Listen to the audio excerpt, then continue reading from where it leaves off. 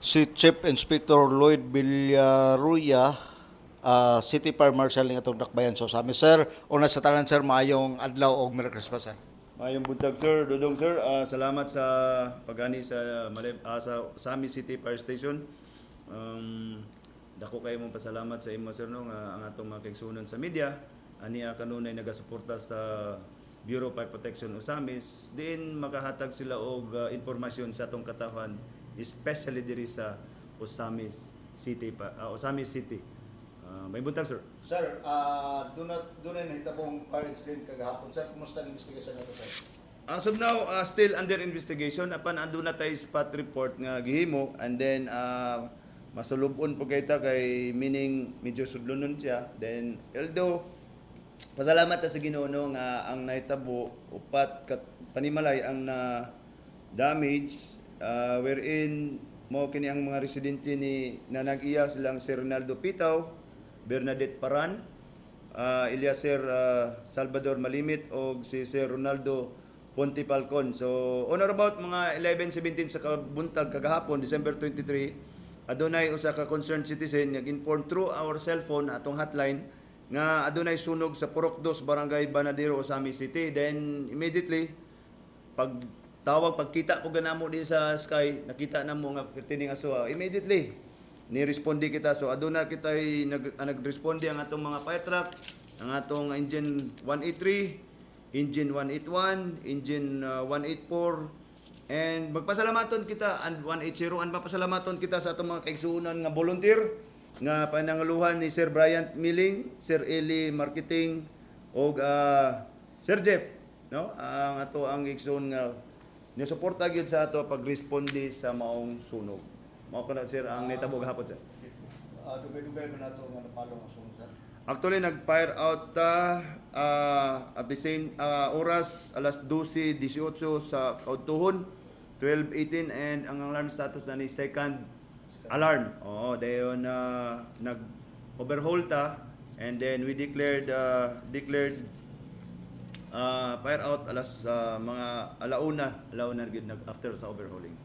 Sir, doon na to'y paano bang gawas nga ang iya kunong usa sa ituhuan katong iyang ceiling fan nag-overhead? Ang usa na siya sa mga speculation but until now we will conduct further investigation in it kay dili ta nato i-focus lang sa usa ka side but we will still so akong paibalo sa katawhan na we will still conduct thorough investigation what is the common cause, what is the cause of the sunog sa Barangay 2 Banadero. So until now sir, under investigation pa rin. Pila ka fire truck ang naka-responde sir? Ang atong fire truck diri 4, 5 and then ang duha din ka fire truck nato sa atong mga kaigsunan nga volunteer ang Bryant Milling Company and Eli Marketing moy suporta ka nato sa ato ang pag-responde kagahapon sir. Elim Marketing atong mga volunteer nga kaigsunan nato og si Sir Bryant Milling Marketing. Okay. Sir, salamat kaya na sa dayon diri ko sa sir kay Pasko din bagong tuig. Doon na tay Oplan iwas na paputok. Oplan iwas paputok. Okay. So ang akong gihangyo sa atong mga kaigsunan kay dili magini mawala ning atong tradisyon no na atong mga kaigsunan especially Filipinos that naagi mga kaigsunan nato nga mo palit og mga fireworks or firecrackers. So atong based on section 10.4.6 of 11 sa ato ang Fire Code of the Philippines Public Act 9514 ang kanilang mga klase sa firecrackers or pyrotechnic devices nga i-allowed ibaligya mao lang kini by rocket, bawang, small triangulo, pulling of strings, paper cups, El Diablo, gagmay nga Judas belt, then skyrocket.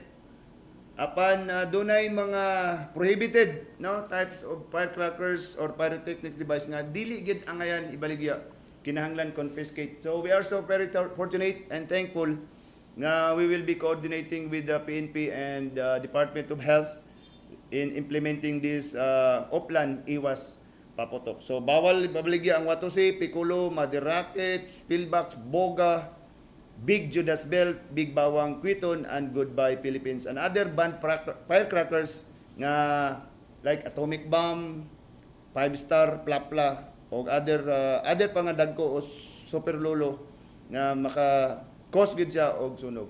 So this is still we will coordinate with the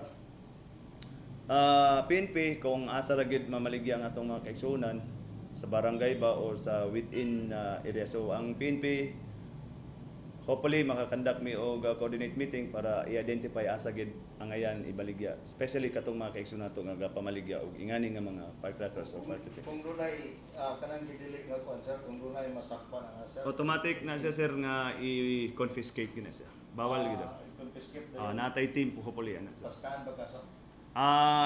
Dili na no, depende sa sitwasyon sir. Depende sa sitwasyon, so we will make legal consult regarding sa ano kung recidivist ba gini sila or basta kay inform nato kung mo baligya gid sa nga kon, then we will if possible file a proper complaint or against them. So kung masaka kamo sa Bureau of Fire, kamo ba mismo mo confiscate? Yes, sir. Naatay team, sir. Naatay team together with the PNP, and most probably we will establish a team, a task force regarding Oplan Iwas Paputok. But definitely, still we will conduct inspection to all firecrackers display. Salamat tayo na sir. Murag last day karon tingali sa kuan. Aguinaldo, Bisa Aguinaldo, dayon na mo may personnel nga pag. Yes, sir. Yes, sir. We are so very fortunate na kanang Simbang Gabi or Aguinaldo, then partner siya sa ato ang gibali sa ato ang programa nga we will situate the safety and peace and safety sa atong Katulingban, and we are very fortunate na atong mga kauban they are concerned gibali special sa Simbang Gabi or Simbang Aguinaldo. Oo. So manatawag og first aids service team nato sa ato ang Bureau of Fire Protection. Okay. Sir, salamat kayo na sir, kay naaramo mo meeting imo na lang siguro mensahe, especially katong labi na kanang Pasko ra ba dayon umabot ka Pasko bagong tuig dayon wala tay mga uwadan hinungdan panimalay. Imo na lang mensahe sir. Okay, ang ato ang mga kaigsunan labi na karon nga mahiligon gid kaayo mo palit og mga Christmas decor. So if possible kami gani wala gani avoid, if possible avoid dili pa nun na siya makadugang og energy consumption sa inyo. Okay lang kung solar, but if possible no, that is because that is actually kung i-trace up nato, that is pagan practices. And then if dili mili kayan mutaon mo, do not prolong it, meaning palungon gid ninyo before mo matulog. Okay, sa mga Christmas decors. And then hopefully that at the end of this year and even in the next to 2026 all of us will not be destroyed by destructive fire. And then hopefully again na the God who created this heaven and earth will always bless us and always guide us, and all of us will not be deceived by the enemy. And especially this controversy, mahuman ang tani. Dagang salamat o mayong buntag sir. God bless sa tanan. Especially Sir Boy, salamat kaayo sa imo pagani. Atong partner sa ato ang Katulingban nga mahatag sa impormasyon sa kamatuoran. Dagang salamat sir. Mayong buntag. Thank you sir. Salamat po. Merry Christmas Merry sir. Christmas sir. Merry Christmas. Okay, atong ikauban si Sir Lloyd Villaroya City atong City Par Marshalinis Lakbay Susabas. Sir, mayong muntag. Thank you sir, thank you.